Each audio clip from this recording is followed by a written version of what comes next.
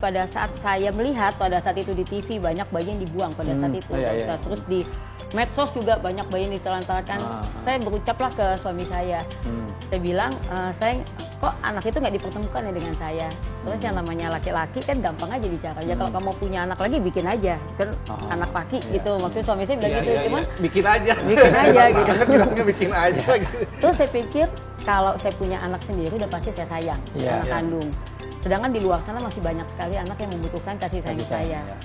Terus pertanyaan suami saya juga simpel, gimana cara mendapatkan mereka? Sedangkan kan kita nggak tahu.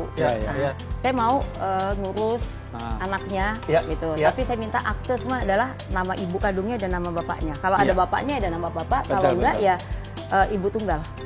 Oh, di akte kelahiran nama orang tuanya. Bukan nama Mbak Monica, tapi diurus dari begitu lahir sama Mbak Monica. Iya. Wih, kita tidak bisa mengubah bapaknya selama bapaknya itu ada dan memang real, kecuali kalau dia tidak tahu ya, asal usulnya.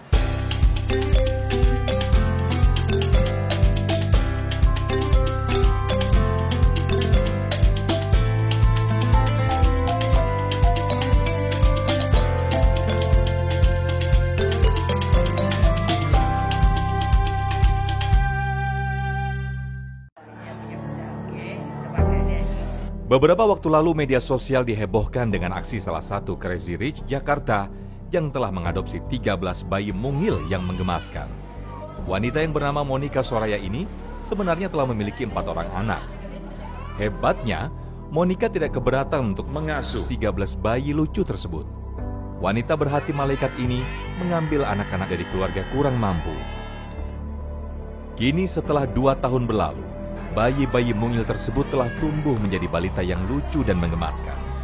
Tempat tumbuh kembang mereka adalah sebuah rumah seluas 4.500 meter. Di rumah tersebut, semua kebutuhan mereka dipenuhi oleh Monica. Ia bahkan menyiapkan 13 orang babysitter untuk merawat mereka. Jadi tidak heran jika rumah ini tidak pernah sepi dari suara tangis dan tawa bocah-bocah lucu penghuninya. Lantas, apa yang sebenarnya melatar belakangi aksi Monica Soraya ketika ia memutuskan untuk mengasuh bayi-bayi tersebut? Dan bagaimana ia memberikan kasih sayang kepada ke-13 anaknya serta 4 orang darah dagingnya sendiri? Langsung saja kita simak obrolannya di Ngopi Siang ini. Nah, alhamdulillah nih Ji dan juga Pak Ustadz. Ngopi, ngobrol Prialiman kali ini kedatangan tamu spesial yang punya sedekah to the next level. Sedekah tapi levelnya udah di atas kita-kita mungkin ya. Ini sedekahnya mengadopsi anak 13 orang anak. Masya Allah. Padahal biasanya orang sedekah itu satu pakai uang sisa atau uang receh atau, tapi ini bukan sekedar materi. Tapi 13 anak memelihara anak. Iya, bukan uang aja yang dikeluarkan untuk anak-anak 13 adopsi ini. Kasih sayang juga kan bisa masuk ke ini jariah Pak Ustadz. Saya lihat VT-nya aja agak Masya Allah. Ini mohon maaf, surgawi bukan karena apa? Karena Rasulullah itu juga Abul Yatama, Abul Masakin. Rasulullah itu kan bapaknya orang yatim, bapaknya anak-anak miskin. Makanya banyak yang diadopsi dan ternyata ada pewarisnya. Masya Allah. Selamat siang, Assalamualaikum Mbak Monica. Salam kenal, terima kasih udah mau mampir di Ngopi. Ini ngopi bukan sembarang ngopi. Mbak Monica, ngopinya ngobrol perihal iman. Jadi menurut saya dan Pak Ustadz, Mbak Monica ini adalah sosok yang sangat cocok untuk kita ajak ngobrol di Ngopi ya. Masalah, inspiratif sekali. Mbak Monica mau ngopi dulu? Boleh. Ini bartendernya beneran bartender. Iya kan, kopinya yang bohongan. Mau ngomong apa, Mbak? Saya teh aja. Oh, mau teh. Mau teh aja. Teh. Pakai gula nggak? Atau nggak usah? Sedikit. Oh, sedikit aja. Karena sebelah kirinya udah ada yang manis. Oh, gitu. Saya pakai susu. Pakai susu? Iya. Nggak ada yang nawarin Pak Ustadz. Saya nawarin Mbak Monica aja. Makanya aku pesen. Maaf ya Pak Ustadz, saya bercanda lah Pak Ustadz. Mbak Monica apa kabarnya? Alhamdulillah baik. Sehat. Apa kabar 13 anak adopsinya? Alhamdulillah baik. Udah mulai makin besar, makin lucu. Makin lucu juga ya. Kalau anak kandung?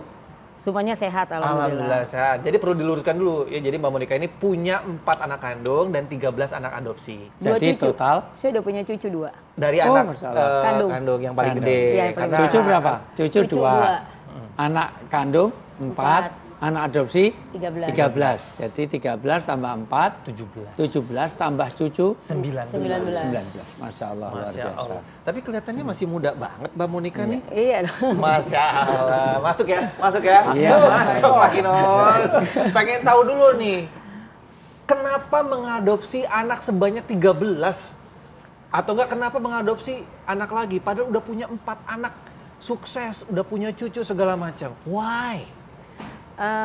Hidup itu kan bukan untuk saya Selamanya, saja. iya betul. Hidup itu kan sementara. Iya. Jadi almarhum ayah dan ibu saya selalu berpesan, kamu tuh hidup di dunia harus bisa berbuat sesuatu. Ya. Dan sesuatu itu harus yang bermanfaat untuk orang lain. Itu pesan beliau. Dan orang lain yang ditunjuk adalah anak-anak yang beruntung ini. Tadinya nggak beruntung, ya kan? Mungkin nggak punya kasih sayang dari keluarga, orang tua. Sekarang beruntung karena udah punya Mbak Monica sebagai orang tua dan juga saudara-saudara yang ada di lingkungannya. Kenapa 13? Awalnya sih Mas, nggak 13 semua datang. Jadi satu persatu. Mereka datang itu satu persatu dan kalaupun saya ditanya, tidak pernah terlintas dalam pikiran saya akan ada 13 bayi dalam kehidupan saya. Gitu. Jadi saya pun juga amazing gitu. Jadi oh my God, jadi memang Allah tuh luar biasa. Jadi 13 ini Mbak Monica tidak mencari, mereka datang dengan sendirinya? Iya, mereka datang. Pada awalnya kan datang satu dulu Mas, awal datang Umur berapa yang paling gede sekarang?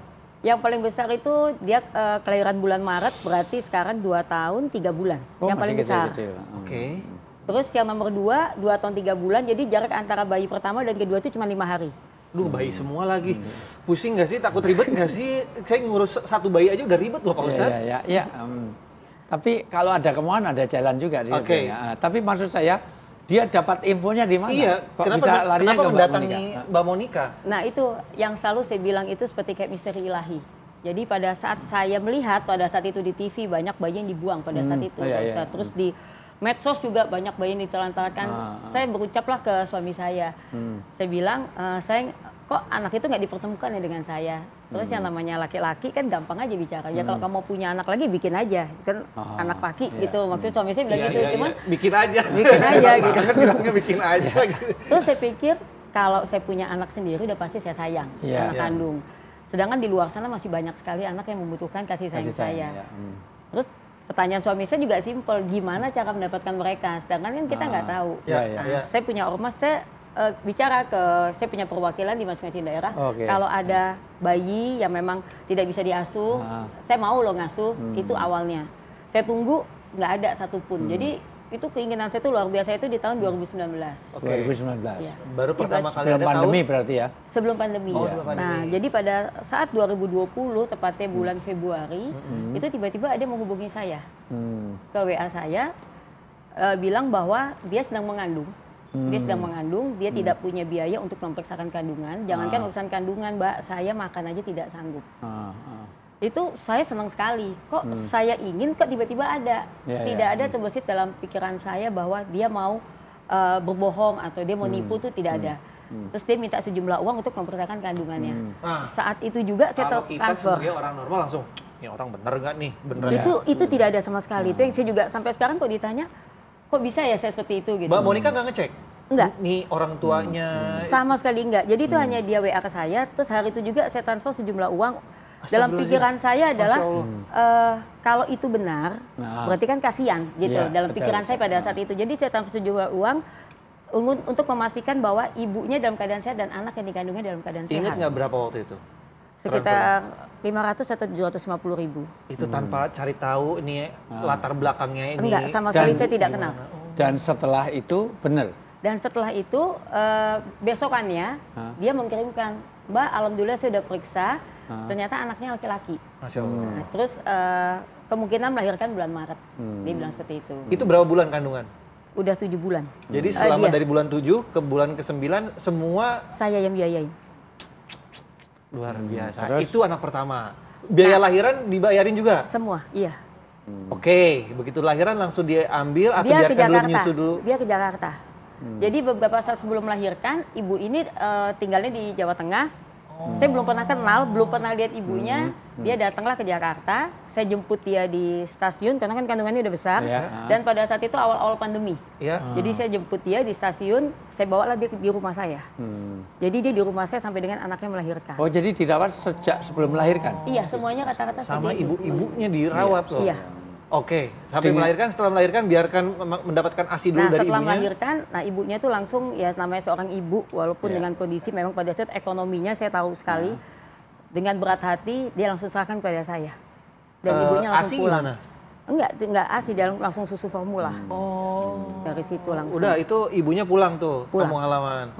Dari situ diurus semuanya. Semuanya diurus. Itu yang ngasih nama segala macam? Saya semua. Jadi ibunya hanya titip, Mbak, titip ini anak saya, tolong dirawat. Terus Mbak Monika sempat nggak nanya, ibu tahu dari mana kalau saya akan menampung? Itu sampai sekarang saya nggak pernah tanya. Dari orang ormasnya Mbak Monika pun nggak? Enggak, saya nggak. Karena saya udah terlanjur senang. Jadi apa yang saya inginkan, kok Allah segampang itu ngasih itu. Jadi tapi masing-masingnya ada track recordnya tercatat nggak? Ini anak siapa? Ada, kan aktenya semua nama orang tuanya. Oh, makasih Ji. Jadi pada saat itu saya juga bilang bahwa saya mau ngurus anaknya, gitu. Tapi saya minta akte semua adalah nama ibu kandungnya dan nama bapaknya. Kalau ada bapaknya ada nama bapak, kalau enggak ya ibu tunggal. Oh, di akte kelahiran nama orang tuanya. Bukan nama Mbak Monika, tapi diurus dari begitu lahir sama Mbak Monika. Iya. Wih, Masya nanti Allah. tolong dibacain ya saya. Salam surat Al-Ahzab ayat 4 dan 5 karena tidak boleh memindah bin, mengganti bin. Tetap ya harus. Bin dan bintinya harus kepada orang tua aslinya. Masya Allah. Jadi kalau ngadopsi anak nanti jadi catatan penting dalam agama itu kita tidak bisa mengubah bapaknya selama bapaknya itu ada dan memang real. Kecuali kalau dia tidak diketahui. Iya, asal usulnya. Itu. Nanti akan saya bacakan dan juga saya pengen tahu nih, ini ceritanya dari si 12 anak yang lain, skenario pasti akan berbeda dong. Iya. Nanti yang saya pengen tahu yang paling menarik atau mungkin yang paling menggugah hati segala macam seperti apa. Dan lebih penting suka dukanya. Suka dukanya seperti apa, tapi kita ngopi dulu boleh kali ya. Boleh. Silakan Mbak boleh. Monika, silakan.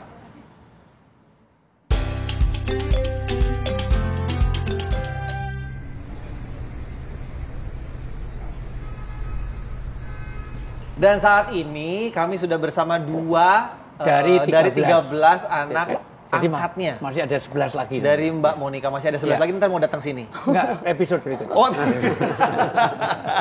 Tapi luar biasa ya. Ini nomor berapa? Ini nomor 1. Ini nomor 1. Ini nomor 2. Ini namanya Bianca, yang ini namanya Tristan. Hai Bianca. Kamu namanya Bianca bukan? Bias? Yes. Ada yang, aduh gemes banget, pengen gue gigit rasanya, gemes banget. Dimanapun anak kecil itu menggemaskan. Menggemaskan. Iya, kalau udah besar baru menyebalkan. Tapi Masya Allah lah, saya itu ada ngambil dalam kondisi masih betul-betul perawatan full. Yes. Karena kan usia-usia segini ini pasti ada suka dukanya, masih ngompolnya, masih belum jam tidurnya, belum. Gimana Mbak, suka dukanya Mbak Monika? Kalau saya lebih ke banyak sukanya, karena kan saya suka anak kecil. Gitu. Jadi saya suka anak kecil. Memang 13 bayi saya tidak pernah bisa membayangkan, kan memang jaraknya tuh hanya berapa hari, ada yang 1-2 bulan. Kan umurnya tapi sama semua, 2020 semua ini lahirnya. Dengan 13-nya 2020? Iya, mulai dari bulan Maret, terakhir Oktober. Dari 13 itu berapa pengasuh total? 13 pengasuh. 13 satu anak, satu pengasuh. Iya. Duitnya harus nggak ada serinya itu ya. Nggak usah ditanya. Iya. Udah gitu, sebentar. Ini semuanya kelahiran 2020. Iya. Oke, 13 anak adopsi ini datang kepada Mbak Monika dalam kurun waktu berapa lama? Dari mulai awal Maret. Awal tuh Maret 2020. 2 tahun juga. Terus? Dan yang paling kecil itu Oktober. 27 Oktober. Yang paling kecil datang.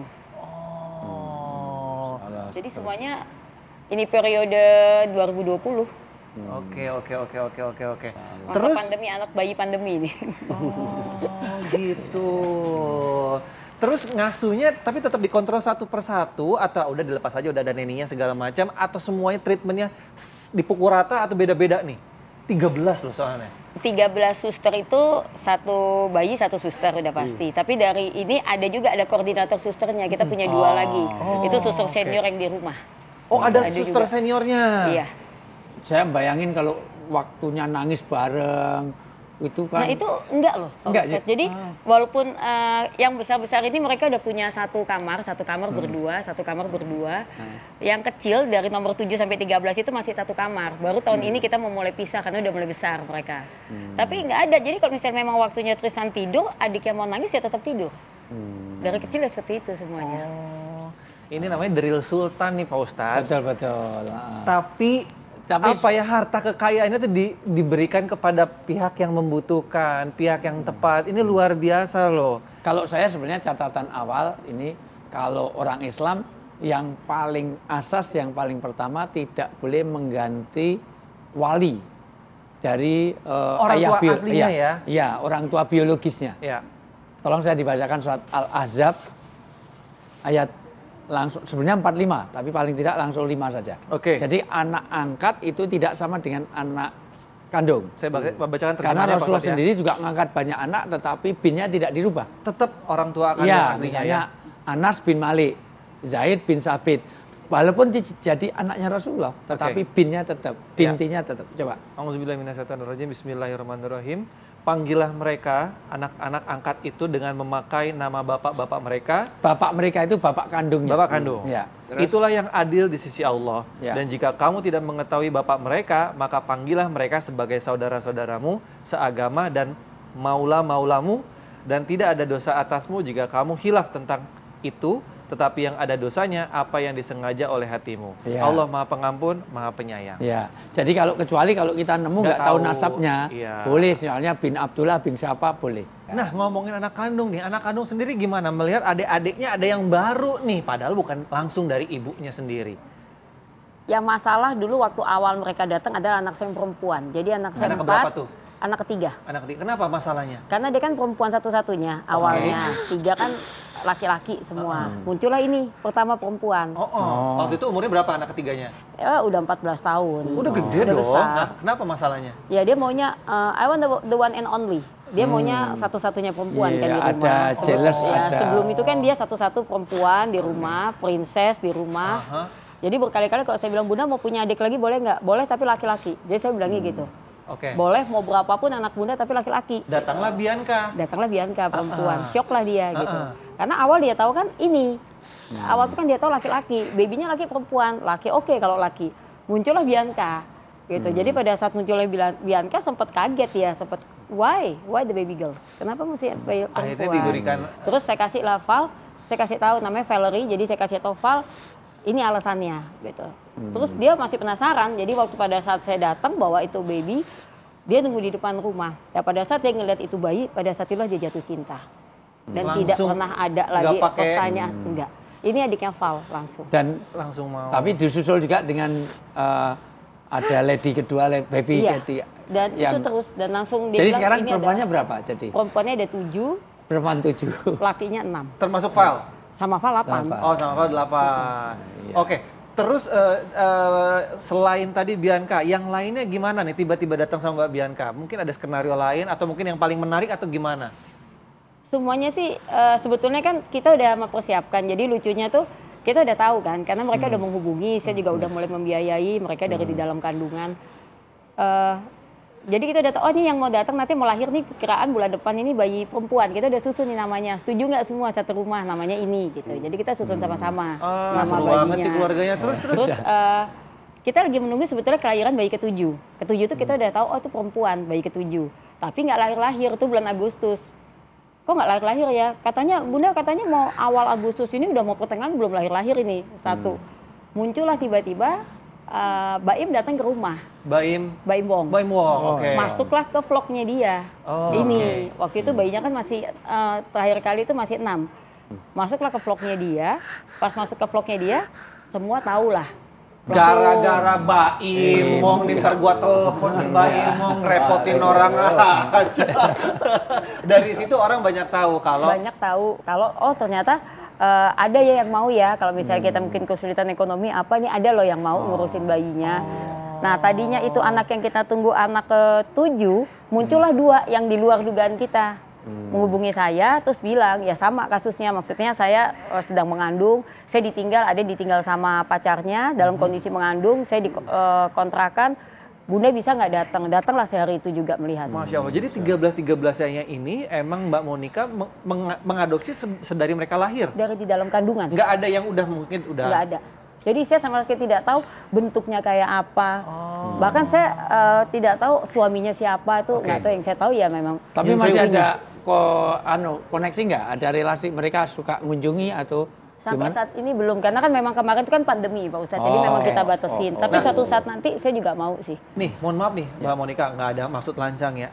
Sampai sekarang ada nggak yang mungkin malah meragukan niat tulusnya Mbak Monica? Mungkin menuduhnya pencitraan nih Mbak Monica. Mohon maaf nih, ada nggak yang begitu berpikirannya? Sampai saat ini sih belum ada. Semuanya positif sih. semua ya. Ya. Semua yang positif. Hate nggak ada, hate speech-nya nggak ada ya, orang yang komen-komen negatif apa? Sampai saat ini sih belum ada. Cuman yang banyak komen itu netizen, kayaknya kok yang bayi ini paling disayang, itu yang banyak. Bayi ini paling disayang, bayi ini paling disayang. Nah ini gitu. kaitannya karena setelah ngopi ini, jangan salah nanti Mbak Monica akan kedatangan banyak orang gara-gara ngopi, gara-gara kinos, nanti ada banyak yang akan nelpon Mbak Monica. Ya kalau memang, nah itu jadi pertanyaan juga, masih membuka lowongan itu nggak? Karena kalau emang masih membuka, saya mau masuk jadi anak angkat gitu. Enak aja, nghabiskan dot kalau segini. Ya nggak anak angkat aja, Iya. gitu nggak perlu susu. Saya cuma butuh motor sport gitu, gitu gimana Kalau sih? ngangkat kinos jangan Mbak, itu Kenapa? banyak boros. Iya. Makannya banyak ya Pak Ustadz. Iya. Gimana Mbak Monica, masih nggak membuka? Siapa tahu ada yang masih membutuhkan, Kalau butuh hati pertolongan. kecil saya tuh mau, saya tuh sebanyak-banyaknya juga saya mau. Tapi kan akhirnya kembali ke kasih sayang. Jadi suami saya itu pada saat udah 7, jadi awalnya dia udah sepakat kan, 7 kita sepakat ya, 7 gitu. Oke, kita udah sepakat 7. Tadinya Tiba-tiba udah sepakat 7, tiba-tiba yang kita tunggu nomor 7 ini datanglah 2 bayi. Itu. Jadi yang 7 jadi nomor 9. Terus suami saya bilang, "Oke, 9 ya." Wali Songo kan, 9 suami saya. Udah cukup 9 saya. 11 deh, ke-11an gitu kan. Terus pergilah dia keluar kota. Ada lagi menghubungi saya, nggak tega lah saya, muncullah 10, 11, 12, 13. Pas 13 suami saya bilang, udah sayang ya gitu. Maksudnya mungkin dari segi materi Allah kasih kita rezeki, tapi kasih sayang kita yang susah nanti. Tapi sekarang enggak dulu ya, udah cukup dulu 13 dulu ya. Iya. Tolong ya dicatat ya, udah dulu. Cukup 13 dulu gitu. Tapi jadi penasaran Pak Ustadz ya? Enggak, masalahnya nanti dia akan level yang sama di dalam pembiayaan yang sama. Dia akan masuk SMP dengan usia yang sama semua. Kan ini 2 tahunan semua. Ya. Masuk SMA, 13-nya masuk SMA semua. Maka uang pendaftarannya, uang kuliahnya, uang segala macam pasti akan punya, ya kita harus punya well plan ya. Iya. Artinya sekarang masih segini, nanti kan usia walaupun itu nanti Allah kasih rezeki dari manapun.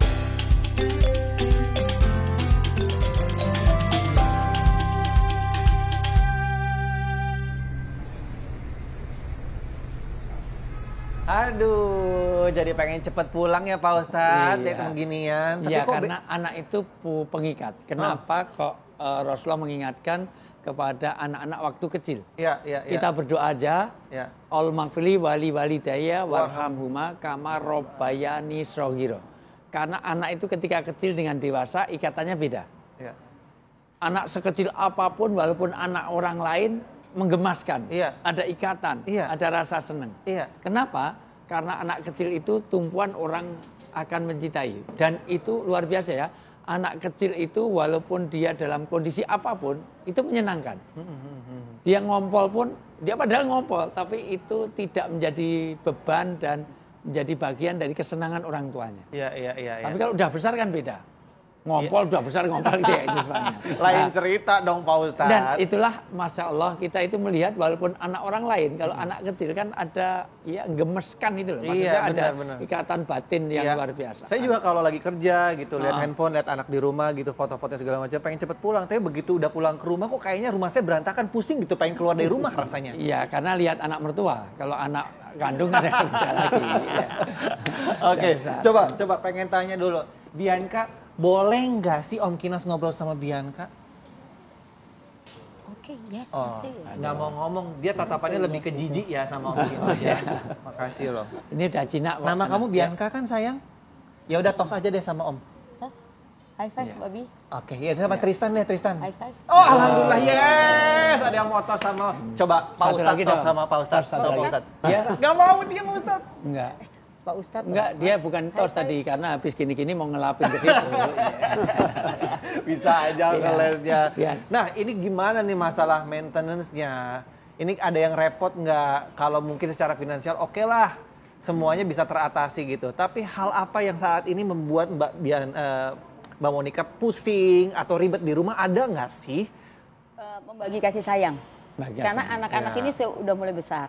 Jadi kayak sekarang kayak mau pergi itu kalau mereka di ruang tengah, kamar saya di atas. Saya lihat gitu, aduh ada mereka semua nih. Saya turun tangga tuh udah rebutan. Oh kalau bunda udah siap pasti mau pergi. Bunda semuanya. Terus kalau kan kadang-kadang kita nggak mungkin bawa semuanya 13 ke mall. Yang kita mau bawa misalnya 2. Itu untuk mau bawa 2 aja susahnya setengah mati. Karena semuanya ngikut ke depan. Oh iya juga ya kalau Tapi bawa. pernah vakasi satu rombongan. Iya kemarin. Liburan gitu? Iya kita kemarin tahun baru di Bali semuanya ikut. Oh, Bali. Satu hotel di booking kayaknya tuh. Iya. Luar biasa. Dan ini kalau satu mobil kan nggak cukup ya? Ke Jogja juga kita. Oh ke Jogja? Ya ke Jogja pernah waktu itu. Bawa minibus berarti? Kita sewa satu bus waktu itu, satu bus sama 2 mobil ikut di belakang. Masya Allah. Untung waktu itu belum kenal aku. Kalau kenal minta traktir kayak iPhone. Oke, pengen tahu nih, belak-belakan aja. Emang rumahnya Mbak Monica tuh sebesar apa sih? Terus ada berapa kamar sih Mbak? Kalau kamar tuh di rumah di atas ada 1, 2, 3, 4, 5, 6, 7. Di atas ada 8. Terus di bawah. Di atas 8 kamar. Iya, di bawah? Di bawah ada 1, 2, 3, 5. 13 kamar. 13 kamar. Masya Bayangin. Allah, luar Berarti biasa. itu tipe 21 ya? 21 mana muat Pak Ustadz. Sempil-sempil begini. 2 kilo, 1 kilo. Iya benar. Terus Jun Sewu kalau lancang nih, emang profesinya Mbak Monica sama suami itu apa sih kalau boleh tahu? Kalau suami saya pengusaha. Pengusaha. Ya, kalau saya lebih suka dibilang aktivis sosial. Karena memang saya suka bergerak di bidang sosial. Oke, saya juga pengusaha. Setiap hari berusaha cari uang. Iya, Tapi kok nggak bisa punya 13 kamar ya rumahnya Pak Ustadz ya? Itulah ya. Ya. Saya sih lebih dari 13 kamar karena pesantren. Jadi banyak Masya santri. Allah. Tapi gini Pak Ustadz, Ya. kalau emang yang namanya mengangkat anak itu ada rezekinya sendiri. Iya. Misalnya saya, aduh kok rezekinya kurang. Terus saya ngangkat anak, bisa nggak rezeki saya tambah banyak Pak Ustadz? Bisa. Saya lebih yakin pada sabda Nabi. Nabi kalau bersabda pasti benar. Yang biasa bohong itu bukan Nabi. Pasti, itu benar. Politisi, pejabat, Aku sama nggak ikutan. bartender, host itu bisa. Aku nggak ikutan. Ya, Nanti host. pulang saya nggak bisa sampai rumah nih. Tapi host ada yang suka. Ada, Ya, ada, itu. Tapi ada. maksud saya, satu innamatun soruna watur zakuna watur khamuna bidafaikum. Orang kalau pengen berkah rezeki, maka orang pengen dikasih sayang Allah, diberi pertolongan oleh Allah kalau dia peduli pada orang yang tidak mampu di antara kita. Orang yang menolong hambanya, irhamu mangfil ardi, yarhampu mangfis sama. Orang yang menolong orang yang di bumi, maka yang di langit pun tidak mau, dia akan peduli juga pada kita.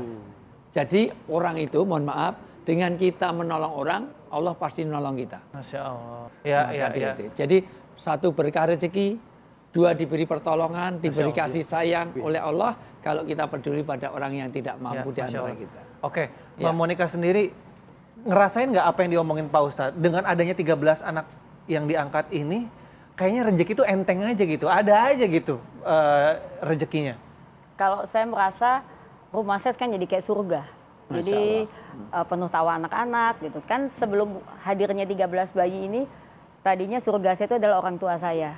Ya. Jadi 2 orang tua saya, ada mertua saya, ada tante saya yang saya rawat dari mulai mereka sehat, terus mereka akhirnya sakit sampai nggak ada. Itu semuanya 4-empatnya itu, pada saat mereka nggak ada itu saya di sampingnya semua.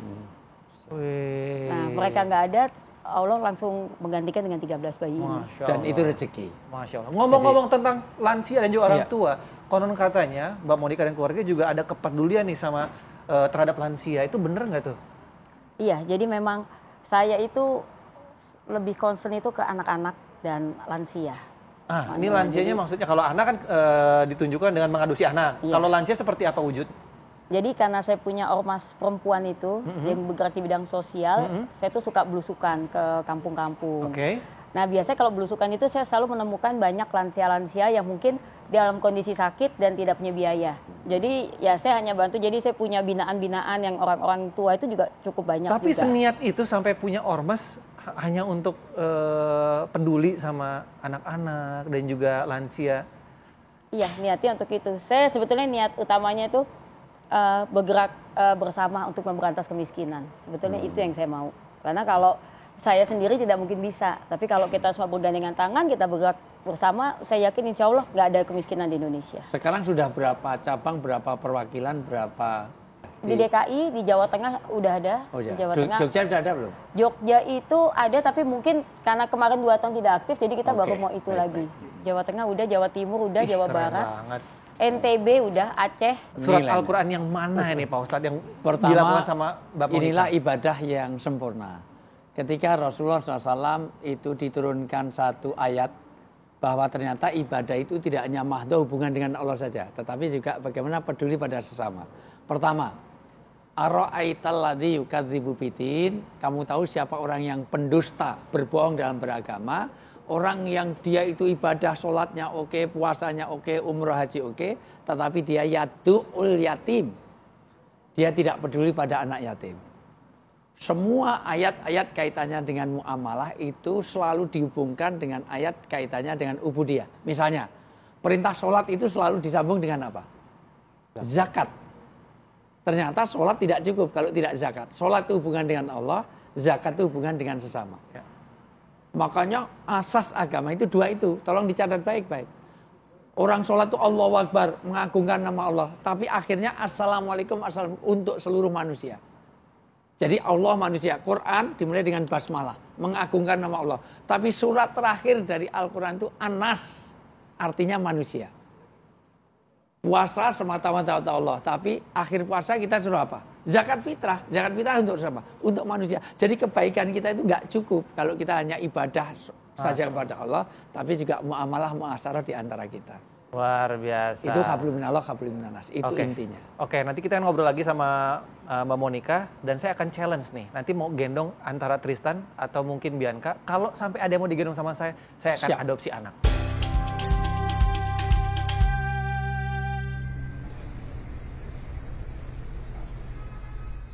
Akan kita realisasikan tantangan untuk diri saya sendiri ya. Kita akan mengajak Tristan atau mungkin Bianca digendong sama saya, minimal di pangku deh.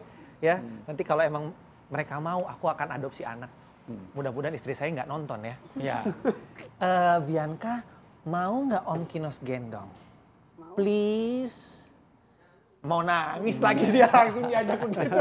Gue langsung. Tetap aja dia ngadopsi anaknya Gina. Oh iya, itu anak saya dong emang, kan istri saya. Emang dengan Gina? Iya dong, gimana sih? Kalau Tristan mau nggak digendong Om Kinos? Ayo sayang.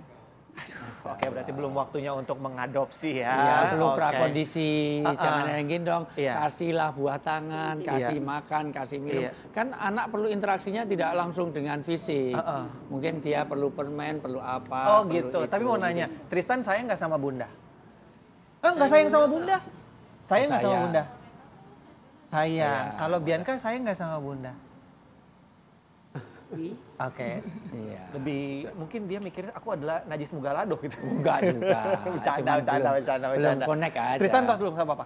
Sama Papa lagi. Sama Om Kinos. Tos nggak mau. Oke, terima kasih nggak apa-apa. Mbak Monica, berarti ini belum waktunya untuk saya adopsi berarti ya? Ya, tapi ini satu pembelajaran penting ya, Kinos. Betul. Karena Rasulullah itu juga penyayang anak. Sampai satu ketika Rasulullah itu suka menciumi cucunya. Tiba-tiba ada orang, iya Rasulullah, saya itu punya cucu banyak aja nggak pernah saya ciumi dia. Kenapa? Terus Rasulullah langsung komentarnya apa? Kalau kamu nggak bisa berkasih sayang dengan yang di bumi, bagaimana yang di langit akan kasih sayang kepada kamu? Maka Rasulullah sering kadang-kadang sholat itu Kinos, lagi sujud itu untuk kuda-kudaan cucunya. Ini menunjukkan bahwa keakraban seorang tua kepada anak. Sampai dikatakan orang yang tidak kasih sayang pada yang lebih muda, tidak ada hormat kepada orang tua, kata Nabi bukan golonganku. Dia golongannya Abu Jahal, Abu Lahab, Abu Gosok, abu-abu yang lain itu. Artinya apa? Pentingnya hubungan kasih sayang. Satu, jadi menyayangi anak itu adalah itu penduduk surgawi. Ya. Sampai orang yang berkasih sayang dengan anak yatim itu nanti bertetanggaan dengan Rasul seperti ini. artinya tidak ada jarak, berarti surganya tinggi. Masya Allah. Maka ini inspirasi banget dan alhamdulillah terutama kepada anak yatim. Kalau saya terus terang semua pendapatan saya baik teaching, training, syuting semua saya serahkan pada anak yatim. Total. Ya, karena istri saya itu yatim. Ya itu. Ya serius. Ke istrinya semua itu mah. Orang istrinya. Istri itu nggak punya bapak, nggak punya ibu kan yatim piatu juga. Iya juga sih, nggak salah sih. Ada yang salah dari saya? Nggak ada. Iya, makanya saya teruskan pada anak yatim karena istri saya yatim. Saya juga yatim piatu. Jadi saya sepasang yatim piatu. Iya. Ya, aja buat diri sendiri. Tentu bukan itu yang apa. Tapi ini pembelajaran. Iya, Oke. betul. Yang kedua, yang paling penting untuk inspiratif adalah bagaimana kita punya kepedulian. Saya senang banget artinya inspirasi kita apa? Mbak Monica bagaimana mengentaskan orang-orang yang tidak mampu. Tidak hanya anak yatim, ternyata orang-orang yang tidak mampu termasuk orang lansia. Nah, dan sebetulnya tidak hanya kepada fisik tapi juga kasih sayangnya. Dan lebih penting lagi supaya dia diarahkan pada jalan-jalan surga dunia, surga akhirat. Amin ya Allah, amin. Itu amin, jauh ya Allah, lebih amin. penting. Mbak Monica, mungkin ada yang mau disampaikan juga nih. Misalnya kalau untuk urusan sama yang Maha Kuasa, ya udahlah, biar Allah yang menilai. Tapi untuk lingkungan sekitar dengan tindakan atau apa yang dilakukan dengan Mbak Monica ini, apa sih yang ingin disampaikan? Sebetulnya setelah kehadiran 13 bayi ini kan akhirnya saya punya channel YouTube. Sebetulnya channel YouTube itu saya buat untuk menginspirasi semua yang ada di luar sana gitu, bahwa rezeki kita ini kan ada juga milik orang lain. Iya, betul. Jadi dan Allah sendiri menjanjikan bahwa kita tidak mungkin miskin kalau kita sering bersedekah. Tadi seperti yang Pak Ustadz itu. Jadi bersedekah itu kan macam-macam. Saya juga menggugah teman-teman saya semua, yuk gitu. Saya bisa 13, nggak usah 13, satu aja kan udah sangat membantu. Tapi kan terkadang banyak juga di luar sana yang, aduh, gue nggak bisa kayak lo Nick, yang mesti, yang bener-bener sayang gitu. Mungkin sebagian di luar sana mereka punya uang, tapi mereka mungkin tidak mau diribetkan dengan yang mengurus dari bayi atau masih apa. Ada cara yang lain. Ya masih banyak cara yang lain. Salah satunya ya saya selalu menggiatkan juga bahwa yuk kita bikin yuk seperti gerakan orang tua asuh, itu yang sebetulnya saya inginkan gitu. Mereka tetap di keluarganya, tapi kita memberikan biaya kepada mereka. Itu kan juga bisa salah satu solusi. Tidak ada alasan untuk tidak membantu sesama. Masya Allah, luar biasa. Dan hikmahnya udah jelas sekali ya. Salah satunya selain punya vlog, punya YouTube channel sendiri, ya kamarnya 13 satu rumah, luar biasa.